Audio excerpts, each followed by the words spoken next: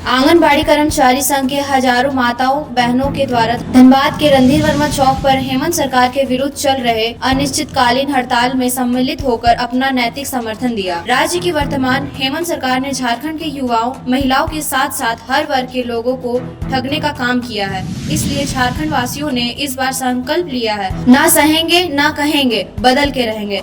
आइए देखते हैं एक रिपोर्ट हमारे संवाददाता योगेंद्र कुमार से। अभी बदलते मौसम के चलते राज सिन्हा भी अपना रुख बदल चुका है। 2024 विधानसभा चुनाव में जहां भी मौका मिलता है वहां अपना चेहरा दिखाने से बाज नहीं आता है। और साथ में अभी जो समर्थन दिया जा रहा है शायद ये गलत भी नहीं है, क्योंकि ये होना ही चाहिए। भ्रष्टाचार के खिलाफ आवाज उठना ही चाहिए और भ्रष्ट सरकार अब नहीं रहना चाहिए। यही शायद जनता का आदेश है।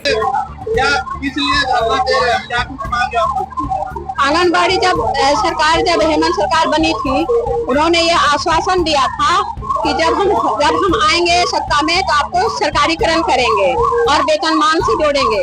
लेकिन अब 5 साल होने को है, लेकिन सरकार जो है वो थोड़ी सी मानदेय बढ़ा करके जो 2022 में हमें 2100 रुपया दिया गया। देखा जाए तो महंगाई इस कदर जो बढ़ रही है, 10 गुना बढ़ गई है।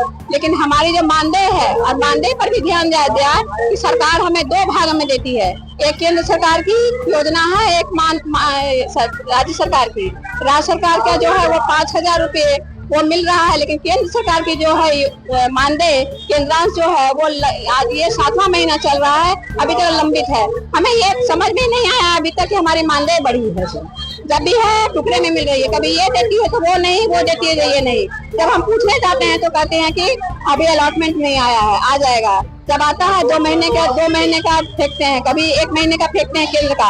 अभी जब भी पूछने जाते हैं, जब केंद्र से पता लगाया जाता है, केंद्र सरकार कहती है कि हम प्रत्येक माह का 3 तारीख को हम सरकार को भेज देते हैं। और हमारी आंगनबाड़ी कर्मचारी संघ शपथ भारतीय मजदूर संघ है, वो पूरे देश के 24 जिले में है, लेकिन अन्य सभी जिले का मानदेय है वो निरंतर मिल रही है। लेकिन झारखंड में ऐसा क्यों हो रहा है कि हमें टुकड़ों में मिल रही है और हमें बार बार अपनी जो मेहनताना है, अपनी जो मानदेय है उसको मांगने के लिए बार बार हमें कभी जिले का चक्कर, कभी वहाँ रांची का चक्कर लगाना पड़ता है कि हमें मानदेय क्यों नहीं मिल रही है। तो ये टुकड़े में हमें नहीं चाहिए, हमें एक मुश्त चाहिए। सरकार ने नियमावली बनाई थी, उस नियमावली में दिया गया है कि आश्रिता जो है उसे मृत्यु के बाद सेविका सहायिका की मृत्यु होती है, उसके बाद आश्रिता को उसके जगह में रखा जाएगा। लेकिन ये भी क्लियर नहीं है। यहाँ अधिकारी कहते हैं कि जो आश्रिता वो कौन है। आश्रिता हम ये क्लियरिफाई करना चाहते हैं और सरकार से मांग है कि आश्रिता जो है वो हमारी बेटी भी है, हमारी बहू भी है।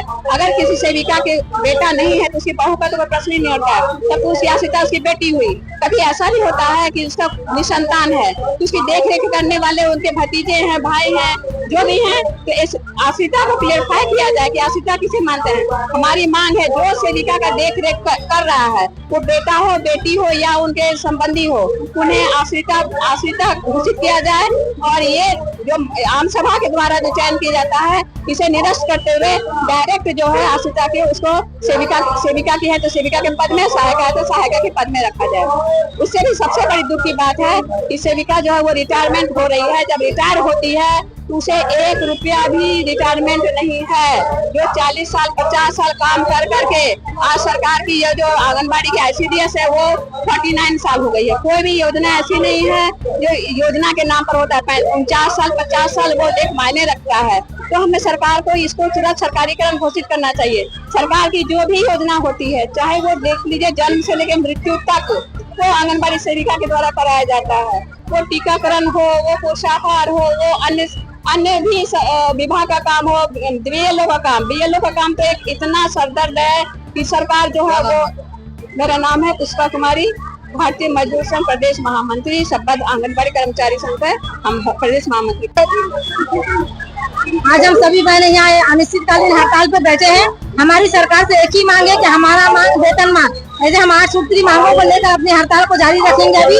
लेकिन हमारी सरकार ये नहीं दिखती है कि हमारी आंगनबाड़ी बहनें इतना सरकार से पैर से लेकर सर तक की सारी योजनाओं को सफल बनाती है, लेकिन सरकार हमें कुछ भी नहीं समझ रही है और न ही हमारा वेतनमान दे रही है। और यहाँ तक कि हमारा वेतन भी समय पे नहीं मिलता है। तो हम सरकार से यही जानना चाहते हैं कि हमारा वेतन ना देकर हमको वेतनमान दिया जाए। आप देख रहे हैं सब पर नजर। धन्यवाद।